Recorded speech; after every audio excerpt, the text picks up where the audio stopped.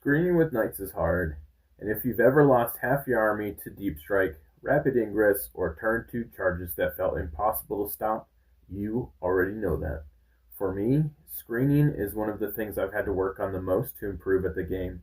Knights don't have bodies, they don't have redundancy, and if you get screening wrong, the game can snowball out of control very quickly.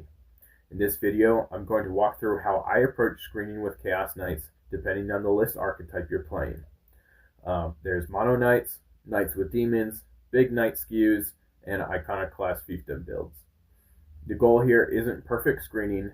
That's not realistic with Knights. It's buying time, forcing bad drops, and keeping your important pieces alive until you decide when they die. Before jumping into list archetypes, one important mindset shift. Screening with Knights is not about fully denying your opponent. It's about control.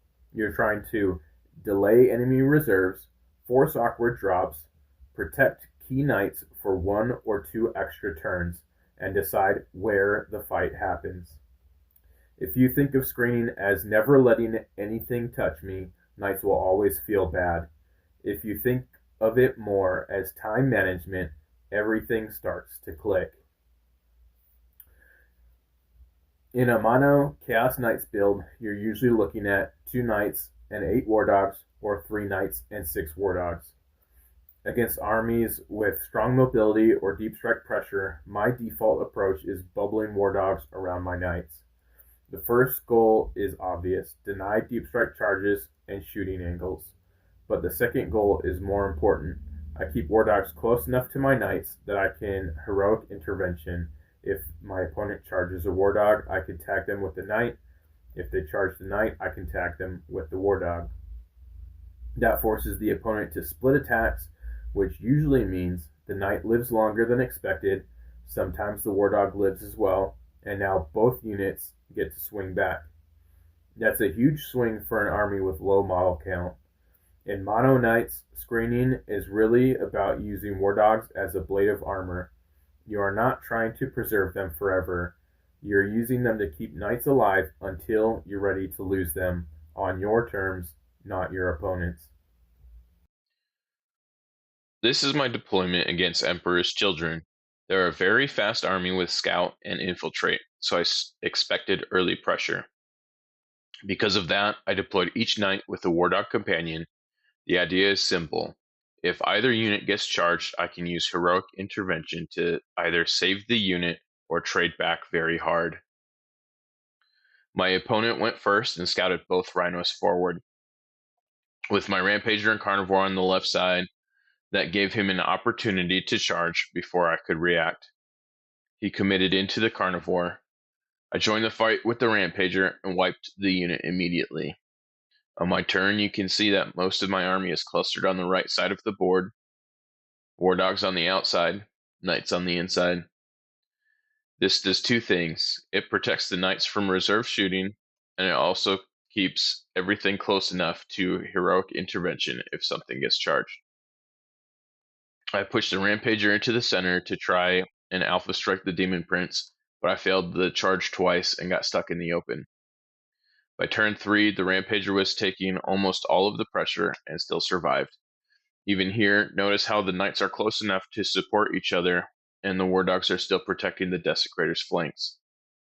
Even though this board state looks rough, the screen held long enough for me to stabilize, and I ended up winning the game. Adding demons gives you more flexibility, but also more decisions. Now you can dedicate some units to screening reinforcements, some units from preventing charges, and still use war dogs to protect knights directly. A very simple, effective baseline approach is demons screening your deployment zone, war dogs bubbled around knights at the front of your army. If you want cheaper, wider screens, you can also push demons forward instead of war dogs, especially early. The real constraint here is the 500-point demon limit. That's why Nurglings are so strong. You can take 36 Nurglings for 420 points, which gives you massive board coverage, infiltration pressure, and early denial of enemy staging areas. They're fragile, but they don't need to survive forever. They just need to exist long enough to force bad decisions. With knights and demons, good screening comes from layering. Demons deny space, war dogs protect knights, knights punish whatever fully commits. This is my game against Death Guard. The main concern here was their 6-inch deep strike threat from Terminators, plus a character that could let a large demon unit do the same. With that in mind, this is the board after both of us moved in round 1. On the right, you can see War Dogs and Demons bubbled around the Ruinator. On the left, War Dogs are blocking the main lanes and protecting the Desecrator. Going into round 2, the Demons are layered in front of the Ruinator, with War Dogs backing them up. More War Dogs are flanking the Desecrator, and 2 have pushed up onto objectives. Those forward War Dogs are doing double duty, denying my opponent points while also extending the screen. By round 3, more than half of the board is still fully screened. Against most armies, this setup would have been enough. The one thing that caught me off guard was a specific interaction. My opponent could extend his contagion range if his Death Guard unit was close enough to Nurgle demons. The actual fix here would have been to charge a War Dog into the unit that applied contagion to the Desecrator. By tying that unit up in combat, it wouldn't have had the movement needed to tag the Desecrator with contagion and enable the Terminator drop. That single adjustment would have prevented the backfield drop, but I didn't see it at the time, and it cost me the game by a narrow margin. If you're playing a big knight skew list, you don't get to screen the normal way. You can, but it's extremely limited. The most reliable approach I found is denying rapid ingress through visibility. If they drop somewhere you can see them, they die. For standard reserves, I've had success running 2 Knight Tyrants in Lords of Dread. Each Tyrant has a 12-inch no reserve bubble, and together they can screen roughly half the board.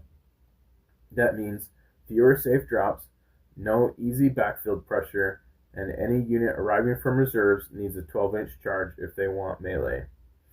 That's not perfect screen, but it's enough control to keep the game playable. With Big Knight Skew, you're not denying everything, you're forcing your opponents to take risks, and knights are very good at punishing mistakes. This is one of the big knight skew lists I wanted to test after my post-update list video. I played this into a Chaos Demon skew list, Blood Legion, with 3 Bloodthirsters, Scarbrand, and a Knight Rampager. Quick side note, the Bloodthirsters and Scarbrand are represented by Wendigo models here. Every one of those units can kill a knight by itself in melee. With that in mind, the plan was simple. Kill as many threats as possible in shooting while my screens are still alive. Starting with deployment, my knights are positioned behind a screen of blue horrors. My opponent doesn't have meaningful shooting, so the priority here was making sure I can't be charged if I went second. I ended up going first. In round 1, I pushed the entire screen wall forward onto the objectives and tried to kill a Bloodthirster in shooting. Even though all of the blue horror units were charged, I only lost a single unit. That's exactly what the screen is there to do. In round 2, I castled my Abominant with fights first next to my Tyrant on the left side of the board. This protects the Tyrant from the large Fleshhound unit. Because he didn't want to dive straight into that setup, my opponent instead set up a 12-inch charge from reserves. He made the charge, and I failed my heroic intervention, but I still consider this a win, because the positioning forced him into a low-value play. On the right side of the board, my Rampager is screened from the enemy Rampager. I wasn't able to fully screen the Tyrant on that side with the remaining horrors, and I did end up losing it, which I knew was a risk if I didn't kill the enemy Rampager. That said, I took most of the pressure off the rest of the board by killing 2 Bloodthirsters and Scarbrand. By round 3, the game was largely decided. I ignored the opponent's Rampager and used my last 2 horror models to screen it into that side of the board. The rest of the board was cleared with shooting, His Beast of Nurgle eventually left its objective to finish off my Rampager, which was down to a single wound. And then there's Chaos Knights in Iconoclast Fiefdom. This is by far the easiest list to screen with. In my Iconoclast Fiefdom list, I'm running 74 models, which is a huge difference compared to most Knight builds. Cultist mobs are extremely fragile, with a 6-up armor and no invulnerable save, so the key isn't durability, it's timing. You want to keep those cultists alive until around turn 3. If you do that, your opponent is forced to drop reserves on their side of the board or commit into bad, non-optimal positions. I still run a Knight Tyrant in this list, which by itself controls about 25% of the board with its reserve denial. Between cultists spreading wide and the Tyrant locking space down, your opponent often runs out of good options. Iconoclast Fiefdom turns screening from a weakness into an actual strength, as long as you respect how fragile your screens are. This is a very typical Iconoclast setup. I went first and scouted 3 units of cultists forward. This map also has a really strong pocket where I can hide a knight. In round 1, I mainly staged the Rampager and took control of all of the objectives. My opponent hid most of his army, so there wasn't anything I could kill safely. Going into round 2, you can see how the screen comes together. Cultists are deliberately screening the back right, while the Tyrant on the left is controlling that quarter of the board. Cultists and blue horrors are layered around the objectives, and together they screen most of my half of the table. In front of all that, I have a distraction Rampager. That Rampager prevents enemy units from dropping on this side of the board, and it forces my opponent to look for less efficient angles.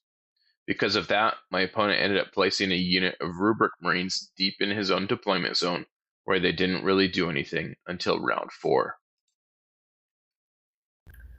At the end of the day, screening with Knights isn't about perfection. You are going to get charged, you are going to lose models. That's part of playing an elite army. What matters is when, where, and at what cost. If this video helped you think differently about screening or saved you a night in your next game, let me know in the comments. And if you want more Chaos Knight content focused on actually winning games, consider subscribing. There's a lot more coming.